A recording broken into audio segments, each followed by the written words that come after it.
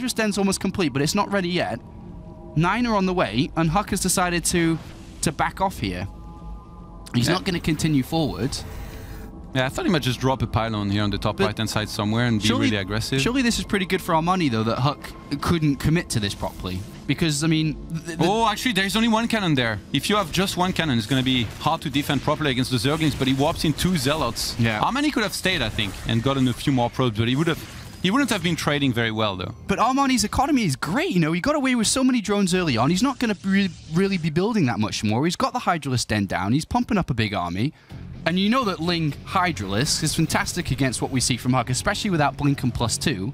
Yeah, it depends on the force fields a lot, whether or not HuK can deal with this well. If he attacks into this, it's going to be a disaster. He's going to start losing sentries so quickly. Armani manually targeting those sentries as well. Down, and then the Lings come from the back. Fantastic start to that fight for Armani. And now there's only 3 sentries left.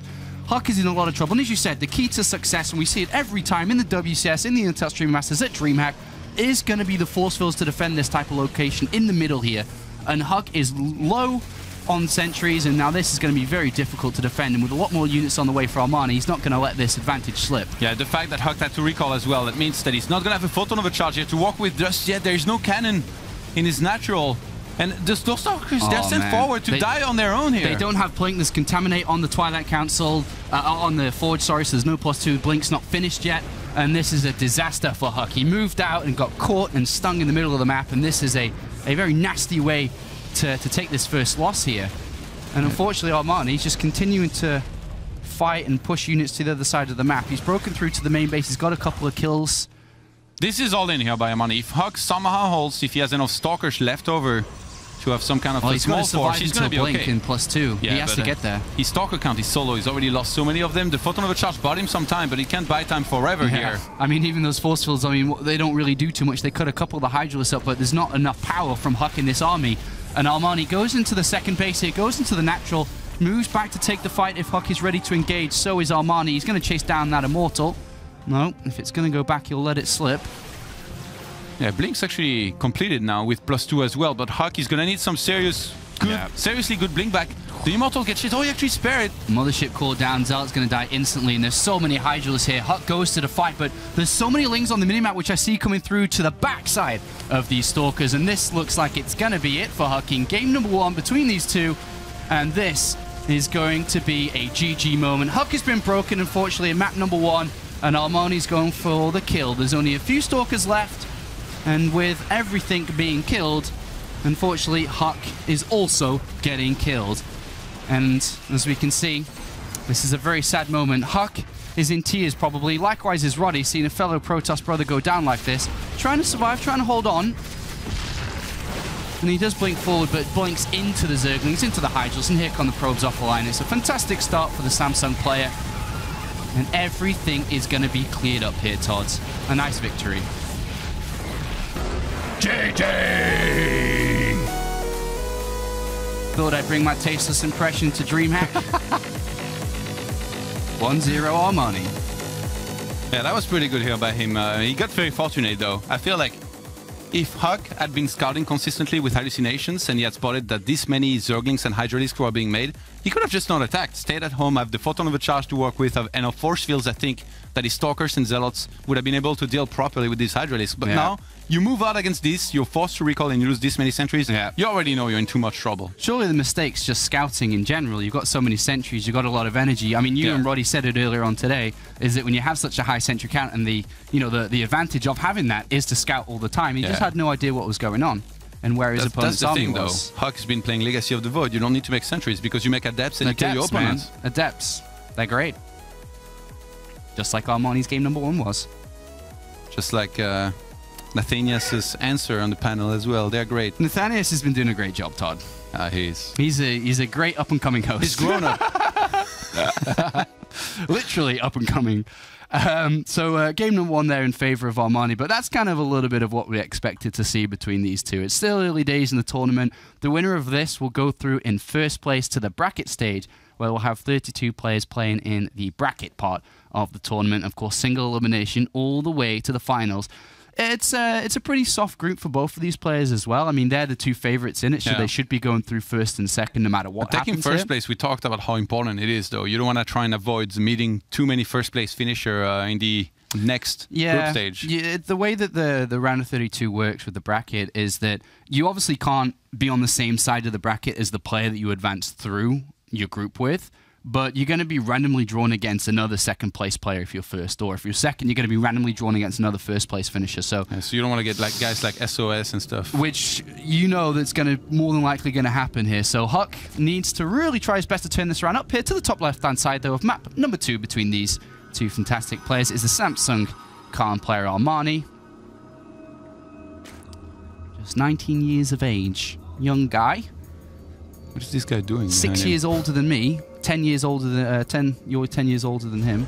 He's 20 only? 19, so 11. Sorry, I tried to make it round number, but I hate you. Down here to the bottom right side, it's a blue Protoss player, of course, from Team EG. It is HuK. In Control's favorite player at this tournament. Yeah, HuK coming to this tournament is actually, to me, a little bit surprising. Like, you know, he's not in the running for WCS points or anything. It's kind of far for him, so I'm not sure what exactly like his goals are coming into this tournament. Prize money, you can visit the wonderful city of Stockholm, hang out with friends that you're also, you know, playing friends with, and give it a good go in the tournament. Give it your best shot. I've done that many times until I finally learned that it couldn't happen, and I turned commentator, so I guess I know. Yeah, I never got to that stage. I was never good enough. I just turned straight commentator. You just won tournaments on other games. Oh, yeah, like, I won tournaments on easy games and then pretended like I was a pro gamer. That's kind of my life. Armani comes into the main base here with a nice and early drone scout. Did look like he could have been a bit funky with this drone, but he just wants to have a look what HuK's up to. Goes in, sees it is just going to be a typical gateway expansion. And there is a possible reaction here for Armani in the way that he opens up. Could deviate his build a little bit here. If he wants to get a later spawning pool, knows there's no cannon rush or anything like that happening, but goes in, still looking around. Yeah, usually you don't go double hatch in this case. Well, he's going to, though. Wow. And I guess because HuK didn't scouts. It's a very clear decision, obviously. He sees exactly what he's up against and has chosen this no matter what. If you scout usually, as Protoss and you see this, you can just make sure that Zealot finishes. You go across the map, you can delay some mining, get a bunch of drones sometimes as well. Your Nexus is slowed down, sure, but then you're going to have tech so much faster. From a very newbie Zer perspective over here, whenever I saw an opponent open up Gateway Expand, or a lot of people, you're like, okay, well, obviously Gateway pressure could be on the card, so you want to be able to get defense up necessary, but 3 hatchery... Very late spawning pool, just gone down this second, and Warp Gate Research could also just start this second as well. So HuK's going to go in, he sees the late spawning pool. He probably regret cancelling his Zealot now, I think, because if he had that going across the map right now, surely it would have been so annoying for Armani to deal with, but late scout from HuK can't be happy now because of this. Just because of that simple fact alone. Usually, like, you start your Nexus now, you have the Zerg already on double hatch. I caught Chrono Boost on the Warp Gate Research there. Well done. So that's why you're the best commentator. Eagle eyes, mate. That's why you're the best. I've still got it. Everybody missed it. I've still got it. I've still got it. But now what's HuK going to do then? Does he just turn this into like a, you know, a Roddy style 3-gate attack? Since he went for his sentries, he's still chrono boosting. It wouldn't be the same, but yeah, since he's still chrono boosting, I'm expecting at least 2 more gateways, sometimes even 3 more. Go get him, HuK!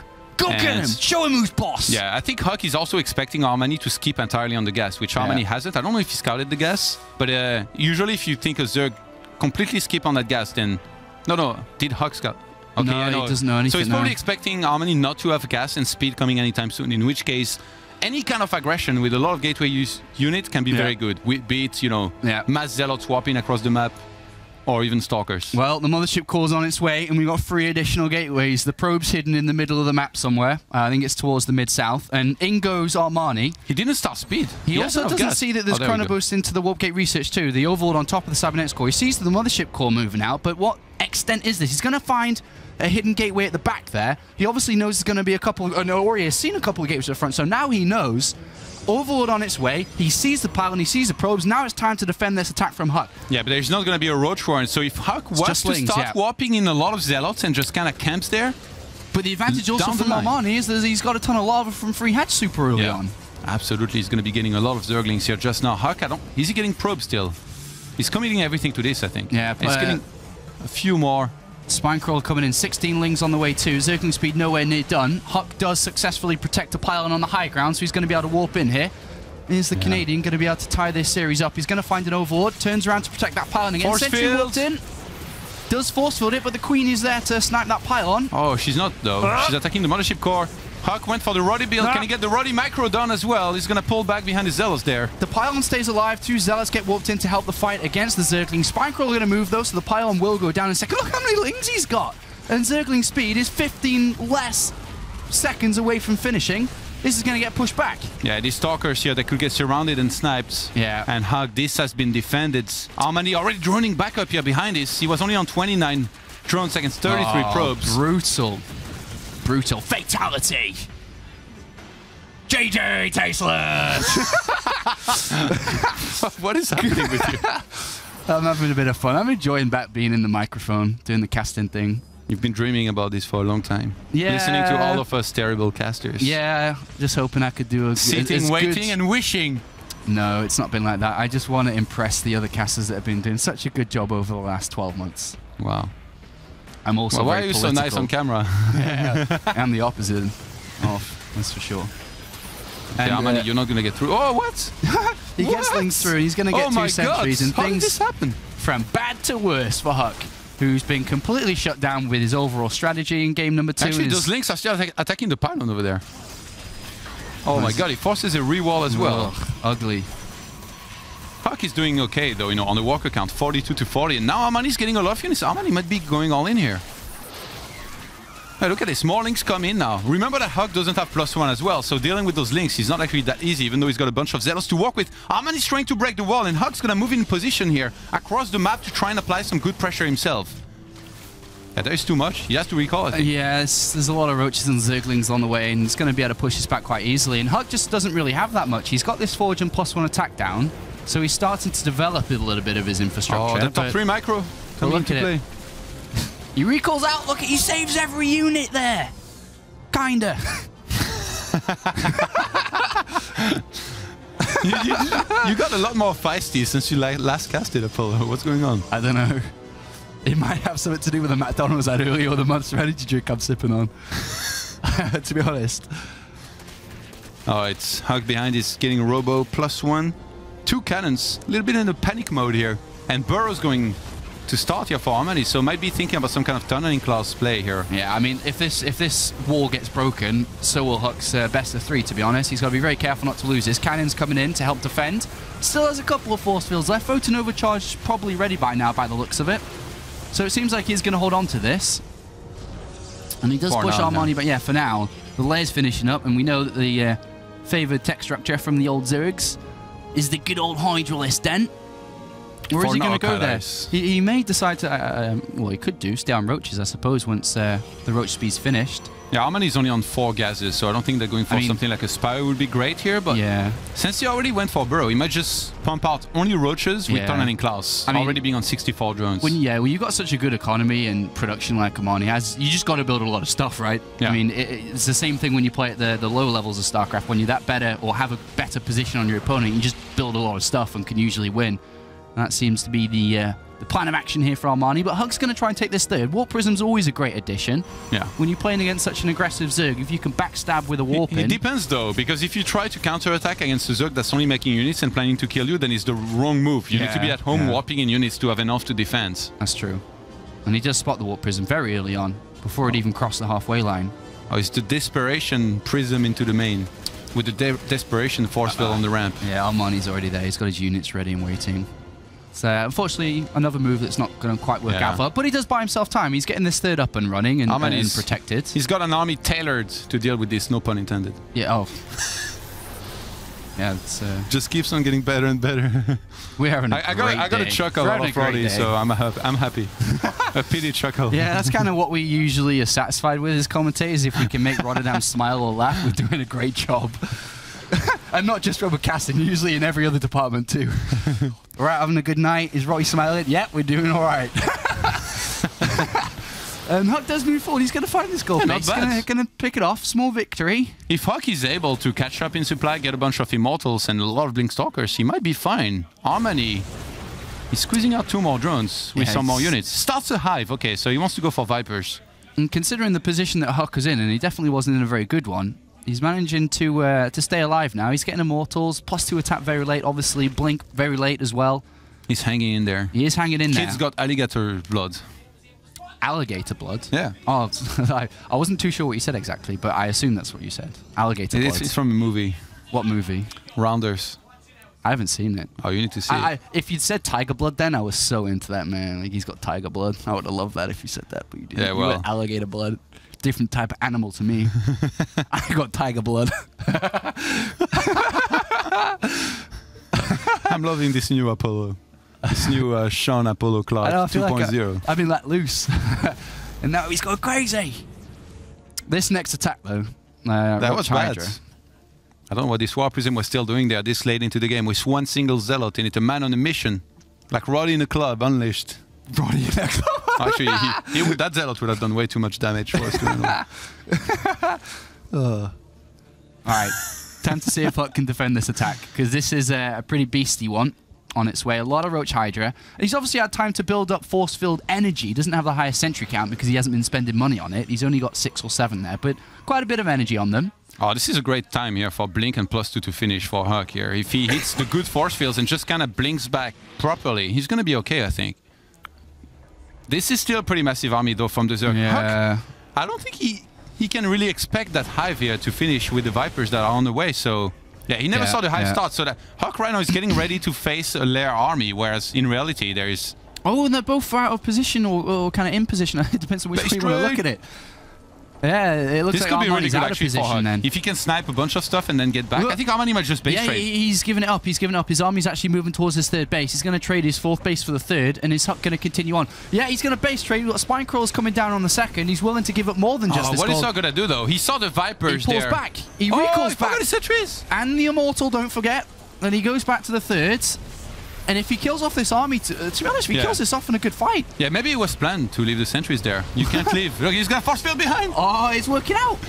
And now Armani's forced to fight, and if HuK can win this somehow, then he's going to be in a decent position. +2 attack and a finish for these Hydras, going to deal a lot of damage, but there is a lot of Hydras there. He started blinking very late, and all the sentries, they're not using the Guardian Shield on the Stalkers there, so the Stalkers are falling very quickly. Armani, even though he's losing some of his units here, he's still trading very well against these Blink Stalkers. Yeah, he's trading very well, but likewise, HuK is jumping up to that high ground quite well, but here comes the Blinding Cloud, and that is where the tide really turns. A lot of these Stalkers not really firing too much. They blink out of the Blinding Cloud into the fight.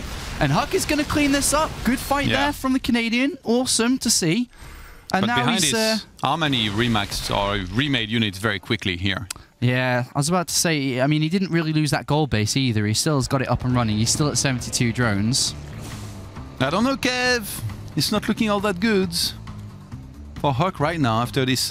He pulled back really fast. Yeah. I'm really surprised. Like, I thought he might just go for the base trade, be like happy to oblige. He could have caught those Vipers maybe on the map too, because he saw them with a hallucination. So if HuK can move all of his Stalkers there, in base trade though, would he survive back? I guess he would lose all of his buildings. Yeah. Super crazy fun game here by both of them. It just feels a little bit crazy fun. It is super crazy fun. Super duper. Hey, it's he's stuck again. He's stuck again. Paul is stuck in a time loop. It feels though that HuK's just always a tech behind his opponent though. You know? He's getting Storm to deal with this now, but then you've got the Broodlords on the way, and he doesn't have anything to do with the Broodlords, so in that fight we just saw he didn't quite have enough to deal with the Blinding Cloud as well. And it's the right choice too about Armani. Like Broodlords against the low econ Protoss, you're never going to be able to deal with them. Yeah.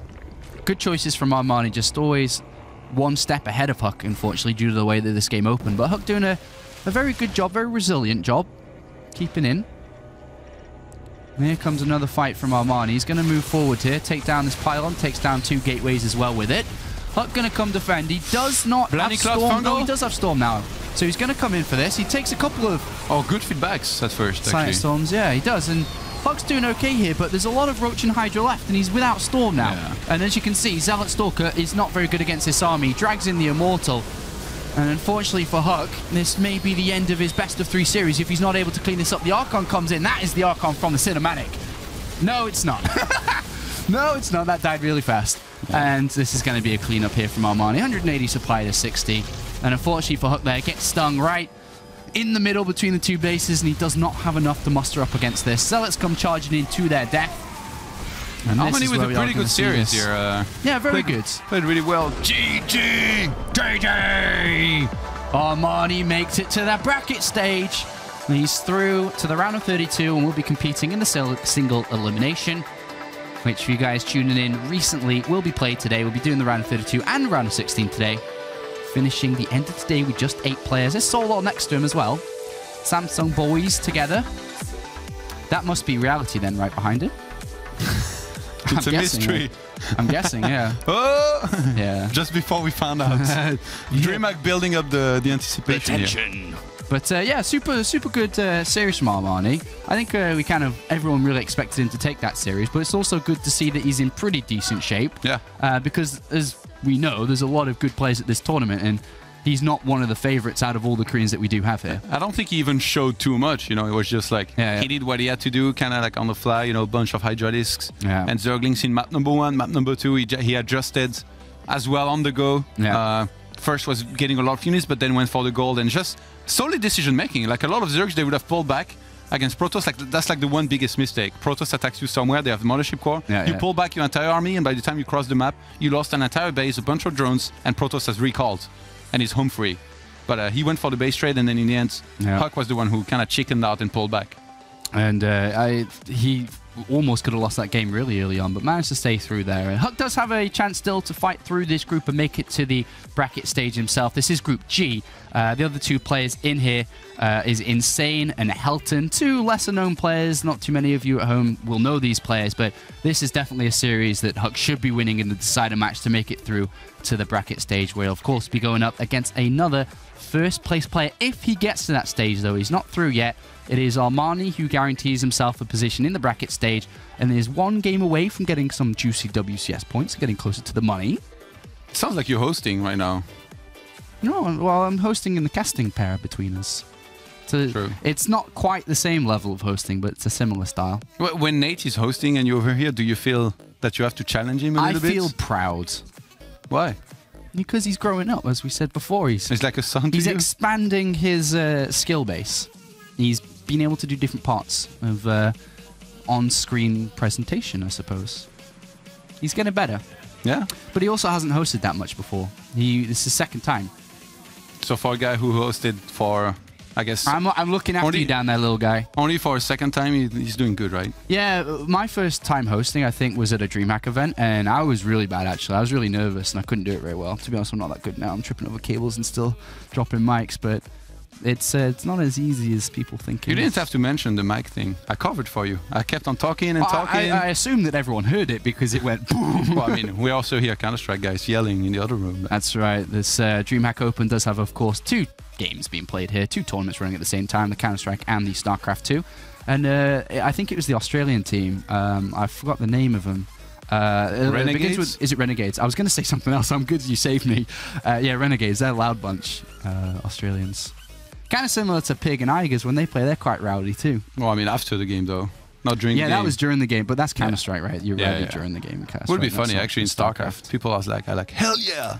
Kill a bunch of stuff. Has there been anyone that's been rowdy in during the game? They taunt each other in Counter-Strike. Imagine if you force a recall and you're like, that's right, that's right! But then you realize you're in a soundproof box, so it doesn't matter anyway. I think we're going to have this winner's interview in a second. I'm not sure if it's ready yet. We'll get that for you in a second. I suppose we're looking for the translator because Jeff doesn't speak Korean. He barely speaks English. That'd be a great challenge, actually, to him to try and interview Armani on his own. Armani's been able to a bunch of tournaments. Maybe that might be happening. The Samsung player is actually very surprising, quite good at English, especially Solar. Yeah, Solar, I don't get it. The first few times he came to a foreign tournament, he was already sick at English. Yeah, it was very surprising. I remember saying hello, and you speak broken English to him. You're like, hello, my name's Apollo, and he's like, hello, nice to meet you. I'm like, whoa, where did that come from? But that's our young little Solar, or last year's DreamHack champion. The draw is going to be very important for the bracket, by the way, for a lot of players. I feel like if you get a bracket that's kind of going against you, your worst matchup and stuff, it's like a true test. Going further, and the players that are in contention for the WCS points, the 4 players are up here. Imagine if they're in the same side of the bracket, they meet round 1. Then we know immediately. No. Well, they wouldn't meet round 1 because we should be expecting every player to be first place, but they could meet in the second part in the round of 16. They could be all in the same part of the bracket. That'd be crazy. That'd be nuts. Well, guys, sorry, you're not making it to BlizzCon. Well, actually, we're finding out which one of you in round 2 is making it to BlizzCon, the one that beats the others somehow. That's right.